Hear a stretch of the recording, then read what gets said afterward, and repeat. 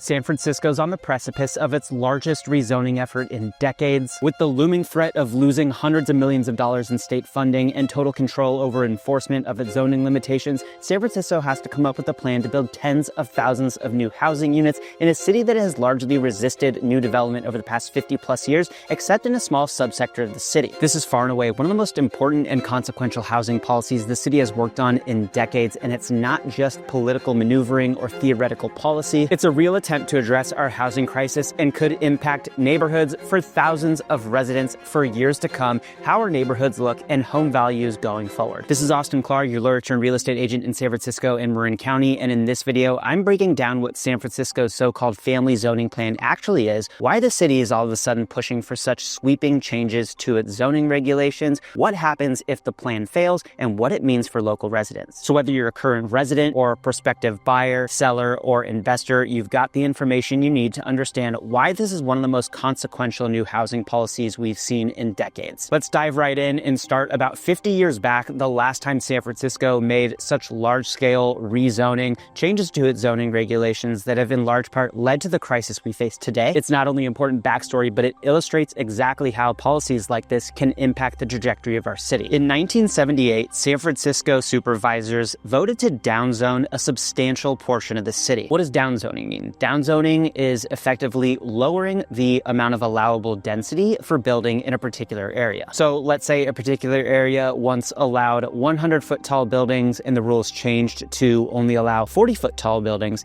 That would be an example of downzoning, of decreasing density. Or another alternative, reducing the number of units that are allowed within the same building envelope. It's basically a rule that curtails growth. It lowers the potential growth from a housing density or a unit density perspective. In 1978, that's exactly what San Francisco did for a bulk of the city. A 40-foot building height limit was established for the vast majority of San Francisco. New setback rules regulating how far a building could be from a public right-of-way were passed. Limitations on the number of units that could be put into new buildings were passed, and guidelines were implemented to foster preservation of historic character of existing neighborhoods. This is exactly why most of the western part and northern parts of San Francisco only see single-family homes or low-rise mixed-use or low-rise multifamily buildings. These rules did not apply to the former industrial side of the city. So that's why the former industrial side, that central eastern part of San Francisco, has seen the bulk of our new construction and high-density construction over the past several decades. And zoning changes weren't the only thing that changed at around that time that had a huge impact on our housing stock. Proposition 13 was also passed just a few months after the zoning changes. At a very high level, Prop 13 limited annual property tax growth and limited reassessment to only very limited circumstances. There are arguments on both sides for Prop 13, but by and large, it effectively incentivizes homeowners to hold on to their homes for as long as possible because it keeps their annual ownership costs down. These stricter zoning rules and the overhauled tax regime, in particular in San Francisco, over time led to a significant shortage of available housing units. As population grew in the city, as buildings took ever longer to develop because of increasingly complicated planning processes and rising construction costs, housing supply became more and more sparse in relation to demand, in relation to the number of buyers and renters looking, and the cost of housing, both for purchase and for rent, therefore rose substantially. As of November of 2025, when I'm filming this video, San Francisco is experiencing the fastest rent growth of any major city in the entire country. In 2024, over 80,000 people applied for just 512 available affordable units. And properties in San Francisco across all property types are experiencing renewed price appreciation as city conditions improve, as the AI boom really regains steam and people come back to the city in droves, putting added pressure on our limited housing inventory. There's no real debate that we have an affordability crisis, not just in California, but in San Francisco especially, and it's caused by a lack of adequate supply. So why does that matter in relation to the rezoning effort that San Francisco is working on right now? Every several years, the state of California conducts what are called regional housing needs allocation studies. It's basically a process to determine, based on projected growth rates, projected demand rates, projected home price appreciation rates, how much housing do we need in a particular region. The most recent one, conducted in 2023, concluded that San Francisco needs about 82,069 new units by 2031 based on projected needs for the city, assuming population growth metrics, job growth metrics, etc. There's also a buffer of 15% required, so the real number is about 94,000 4,300 units the city has to create the capacity for. Under San Francisco's existing zoning rules, it has the capacity to build about 58,000 new units, so well short of that 94,000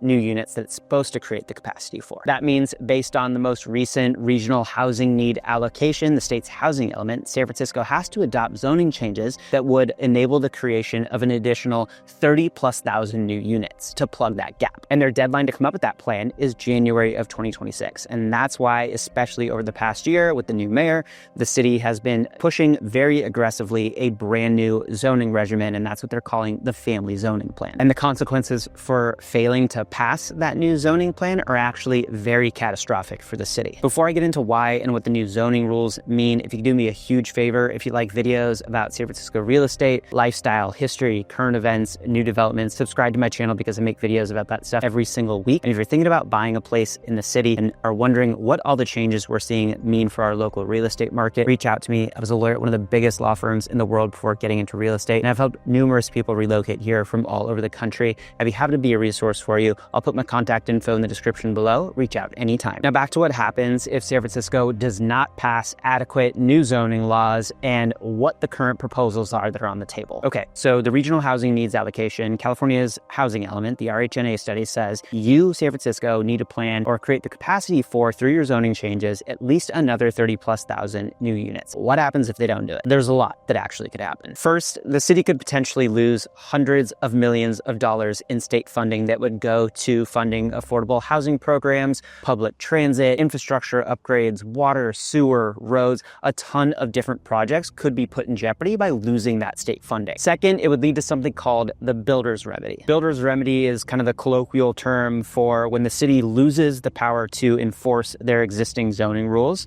and they would effectively be forced to approve any project that meets certain basic standards and minimum affordability requirements, no matter the project type. So even if existing zoning rules say, hey, in this particular area, you're not allowed to build higher than 50 feet, as long as a proposal meets certain basic standards, a developer could potentially build 500-foot project. So it can really change the kind of character or what you would expect to be built in a particular area. So that mega skyscraper out by Ocean Beach that everybody kind of wrote off as a joke, that could actually happen. That would be great for getting new housing built, but it would be bad for any attempt by San Francisco to preserve what makes San Francisco so great, its history and charm. So the consequences to San Francisco of failing to pass a compliant zoning plan could be very impactful. And that's why you've seen such a huge push, especially over the past year with the new mayor, for a new zoning plan. The family zoning plan is what they're calling it. So what does the family zoning plan actually do? There are 4 overarching elements to the proposal. First, it increases density in a lot of parts of the city that were previously limited to single family zoning. For decades, like I talked about earlier, massive parts of the west and north side of San Francisco, like the Sunset, the Richmond, West Portal, Marina, etc., those were all zoned RH1, meaning one home per lot. Under the proposed rezoning, many of these streets would become RH2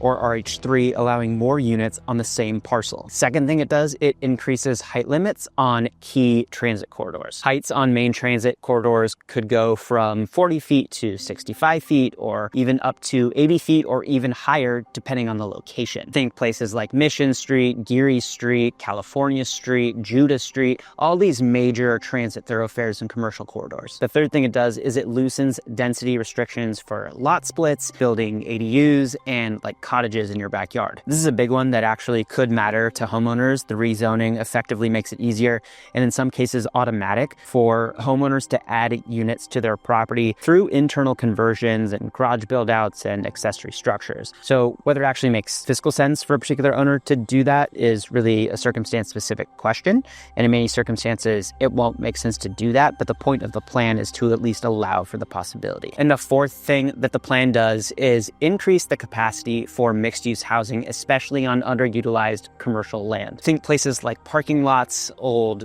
car dealerships, or single-level retail spaces. Those could be expanded meaningfully to larger mixed-use spaces. Now, when people hear this, they panic a little bit and they start to think that they're going to see construction cranes and trucks and tractors all along their block, and maybe their neighbors tearing down their homes and building these much larger, 6-story, 7-story, or even bigger buildings right next door. That's not really what this rezoning does, and as a practical matter, even if it did do that, which it doesn't, it's very unlikely to result in that sort of change very quickly. First reason for that is the vast majority of parcels in the city either would remain at a 40-foot height limit or would be increased just to 65 feet. So it's not as if every single part of the city is going to have the capacity for these massive new buildings. You can see that in the gray zones and the yellow zones on the map here, which depict the current proposal that's on the table. And heights above 140 feet are only allowed on certain streets that currently allow for high-rise development or have large parcels at key intersections near major transit routes and stations. And you can see that with the pink and blue areas on the map. They're also increasing the number of units that could be built within those allowable envelopes. So a building that might currently only be allowed to house 3 units could be converted into a 6-unit building, but the building itself is not getting any larger. So as you can see on the map here, you're obviously not going to get mega development springing up on every single block in every single neighborhood of the city as a result of these changes that are on the table right now. Okay, so I'm not getting like mega high rises on every single block, but I might get more units next to me. Does that impact home values? There could be a potential impact on home values, especially the closer you get to more dense housing. If a great number of new units come to the market and supply increases sharply in a manner that outstrips existing demand, you could see home prices fall. But I think more realistically, what's going to happen is just a slowdown in home price appreciation. Remember, the purpose of these changes is to account for the increase in demand that we expect, or at least the RHNA study says that we should expect in the area. So it's to keep up with expected demand, not to exceed demand. And realistically, builders aren't going to build substantially outside of their expected demand curves. They're not going to intentionally build so much that it ends up hurting their bottom line in the future when the units come for sale or become available for rent. They're only going to build up to the level that they believe demand will support. They're not charity organizations. They're not nonprofit organizations. They are for-profit entities. So they're going to act in their best interest and only build what they can, what their demand is expected to support. Also, as a practical matter for, just regular folks who just own their homes, it's not necessarily financially feasible to convert a single family home into a 2-unit or a 3-unit building. So areas like the Marina and Sunset and Richmond, all these areas that I keep talking about where RH1 zoning is potentially being changed to RH2 or even RH3, doesn't necessarily mean you're all of a sudden going to get multifamily spaces on every single parcel that was previously occupied by single family homes. And even if it were financially feasible to convert a single family home into a 2-unit or 3-unit or a larger building, most owners of these small, single family homes or multifamily properties don't want to create bigger properties. A lot of people that live in single family homes like living in single family homes. They don't want to convert to multifamily. They don't want to live next to their tenants. They don't want to be landlords in San Francisco. There are a number of reasons why somebody who lives in a smaller, 1 or 2-unit building doesn't want to build a larger building. So I don't think it's realistic that you're going to see all of this development, spring up on every single block all across the city as a result of these zoning changes. So for those reasons, I don't think we're really going to see a rapid increase in supply that's going to outpace any growth in demand such that we're going to see home prices fall. I think more realistically, we're going to get gradual new supply on the market that will, to some extent alleviate home price growth such that hopefully wage growth can keep up with home price appreciation. So if you own in an area that is traditionally residential,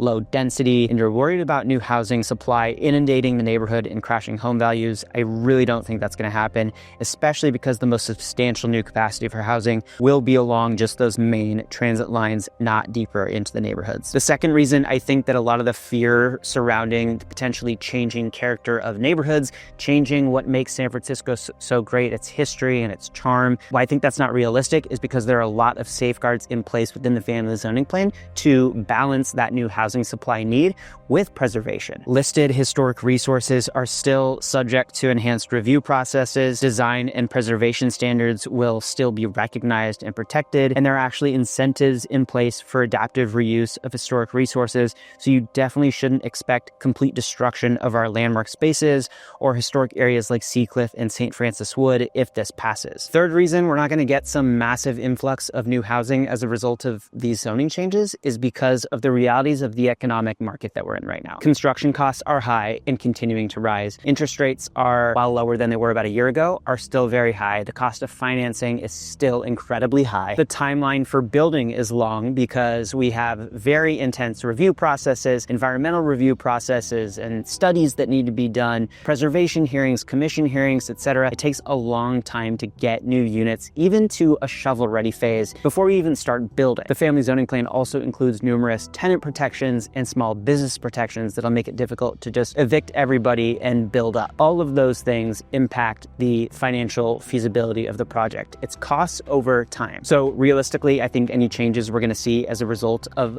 any new zoning plan are going to be very gradual and not immediate. I really don't think our neighborhoods are going to see massive changes overnight, and I don't think it's realistic that what makes San Francisco so great, its vintage charm, its architectural pedigree, are going to fall by the wayside. Last reason I think that is because there's actually disagreement about how much new housing capacity the family zoning plan creates. The San Francisco Comptroller's Office released an analysis of the plan in October of 2025 that indicated rezoning would produce capacity actually for just about 14,646 units over the next 20 years, instead of the required 36,000 units that are required to be built by 2031. And there are lawsuits being threatened about this, saying that if this is the plan that San Francisco passes, it's not actually complying with its mandate under that RHNA study, and it could lead to those consequences that we talked about, that loss in funding and the builder's remedy. So there's still a lot of back and forth happening about what the plan is, what changes need to be made. So the iteration that's currently proposed might be different than the one that ultimately passes. Anyone's guess what ultimately gets passed, but bottom line, we need new housing, and the city believes that the plan that's on the table is the best bet to get that and provide affordable housing across all income levels. At the end of the day, the city can only do so much to incentivize building. They can make the processes easier, they can put financial incentives in place from a tax perspective,